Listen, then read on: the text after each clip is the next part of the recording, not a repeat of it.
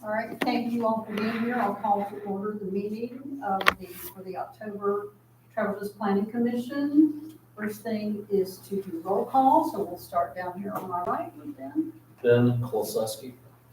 Edwin Cantrell. Michelle Garrison, Rebecca Cooper. Diane Maxwell. Tony Rackley. Thank you. Maybe Don will find his way if he's coming. Might be done by We might, yeah, we might. First item on the agenda is the approval of minutes from the July 25th meeting. We all received those via email. At this time, I would entertain a motion to approve those minutes. Motion to approve. There's a second, thank you. Any discussion? All in favor, signify by raising the right hand. Opposed, like sign. Thank you. Our second item is new business, TR 2402. The applicant, Deep River South Development LLC, requests the approval of a minor change for the final development plan and statement of intent for property located at 129 and 132 East Bowers Road, known as the Villas at North Valley. So Jay, turn it over to you. So this is a minor change, and I'll describe why that is in a minute. If you look on the second page of the statement of intent, there is a red area. So we left it, this is the change, that all roads within the development with driveways will have 18-inch rolled curb and gutter, with the exception of the entrance road, which will have standard curb and gutter to the first intersection. All roads within the development will be a minimum of 20 feet wide, measured from the edge of pavement to edge of pavement. I'll explain the reason for the statement that the roads would be 20-foot edge of pavement. Edge of pavement deals with what our standards call for versus the change in the curb type, but that 20-foot serves the needs well, and we went ahead and addressed it in the statement of intent. According to, and this comes from my staff report, and we'll just go to my report at the bottom. I do recommend approval of this. I will state for the record, this was my recommendation to the developer to do it this way. We have several projects going in the city right now that were required to have standard curb, and it causes a difficulty. When standard curb is put in and then driveway comes in, you have to take that segment of standard curb back out, and then because we don't require a driveway apron, the driveway just comes in at that location. What happens is the gutter, which is trying to control the flow of water, all of a sudden has an opening. Most cases, the driveway heads uphill and it's fine. Sometimes we have one of these in Pinestone, the water goes downhill or it comes back uphill, and we start pushing water that shouldn't be going towards somebody's garage, towards their garage. I provided a picture at the end of your packet because I was out at Pinestone, we were doing a final walkthrough. And if you look at it, I've saved it as small so it wouldn't take up too much space, so it's apologies for that. But if you look at it, this is where they've cut the curb and gutter out. Then they're having to pour the driveway back, and it shows you that the developers, what they're having to do is they spend about $5 per foot more on standard curb. And then they're taking a section that's 18 feet wide, they're cutting that back out, and then they're putting the driveway in.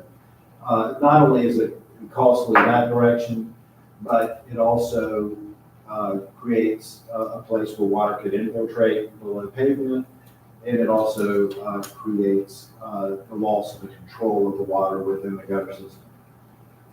Back to my report, the Travelers Rest zoning ordinance in section 6, 1970.1, .k.1, drainage shall be provided using standard 2-foot closed curb and gutter system along the streets with the exception of rural roads and alleys.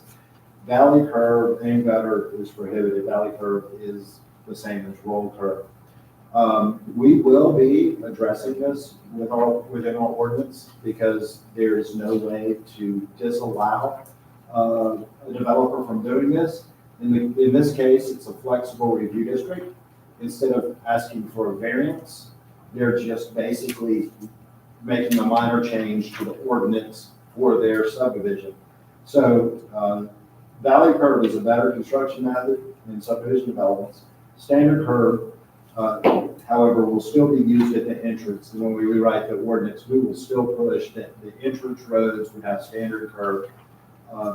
As an aside, we will probably write in there that if we had rear-loaded garages in front of the house, we still have standard curve, because it works better that way.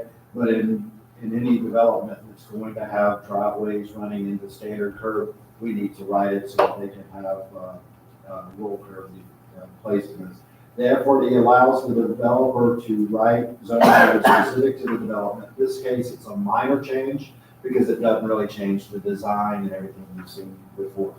With that, I can hand it over to you and the developer's here. Is there any questions y'all might have? Thank you, Jay. Any particular questions? Seems to make sense.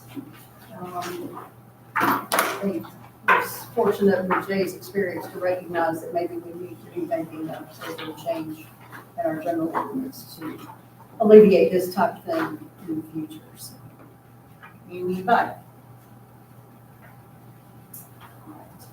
At this time, then, I would entertain a motion to approve this change as noted. Motion to approve. Thank you, Tony. A second, please. Second. Ben, any discussion? All those in favor, right hand. Opposed, like sign. Thank you. That's easy. All right, next, continuing education training for planning officials on Monday, November 4th. Yay! Yeah, so I put a email together a while back about this. We're required, me to go and sit through training in the continuing education. I'll send an email out about this one. There's the next one that's coming up is November 4th. Just so y'all know, I realize you have other jobs and other things too. And these things are usually, I think this one's like 9:30 to 2:30. They provide lunch. And you're like, that's great. But, so I know it's a slight imposition. I understand if you might not be able to make that, but we need to plan on sometime you being able to participate. When I get on the here. it is not, that would be at ACOG, the Appalachian Council of Governments building. Sometimes I think they do offer some that are evening or some that are like Zoom or that sort of thing. So whenever they come available, I'll let you know, and I will send this email about this next one coming up. And what is it though? Do you know off the top of your head? Continuing education. Yeah, they're just, Right, what the topic is? I don't know what the specific topic for this one is. Usually when it's the ACOG, I think it's a general letting us know what we're supposed to be doing. I have a question. Yes. So I'm probably, I think I'm the newest on the council, and I just did that like 6 months ago. Oh, yes. Do I need to do it again? No, you You're don't. good. No, you're good. Yeah. Yeah, look at you. And it's not like I have a tote board. We're on the honor system, really, because I'm not going to come hunt you. I'm not coming to hunt you down, and I don't have an Excel spreadsheet. I mean, I don't mind. I'll take one for the team if you need. Can we go into the COGS website and is there a way to track our stuff? I'm We're not sure. I'm not sure. I know there is, We need I this. know there is within the municipal association, but I'm just thinking there might be. They may. Let me check up. on Okay. that. I was Check thinking up there on- was. There could be a way to track it and everything. I'm just trying to figure out, I'm just trying to figure, like, I'm having my first BZA meeting, and it's gonna be the first one in like 18 months. And I'm Longer than that. like, BZA still around? So, if you're having. Yeah. I'm It's there. been years. I was there for a long time, So, but yeah, it's only needed when you. So I was happy, I was Yeah. sitting out, and I had put the 3 of the 4 response, I'm like, yes, that's great. Well, just follow-up question, maybe the younger one doesn't know this, how often are we supposed to be doing these? I believe it's, 3 credits a year, I believe. Yeah. that's what it is, yeah, 3 credits a year. Okay. All right. Thank you, we'll look forward to that information. If there's no other business, we'll entertain a motion to adjourn. Motion to adjourn. Second? Second. Thank you, all in favor? Perfect. Thank you. Now we go. Enjoy the farmer's market. It was beautiful. Oh,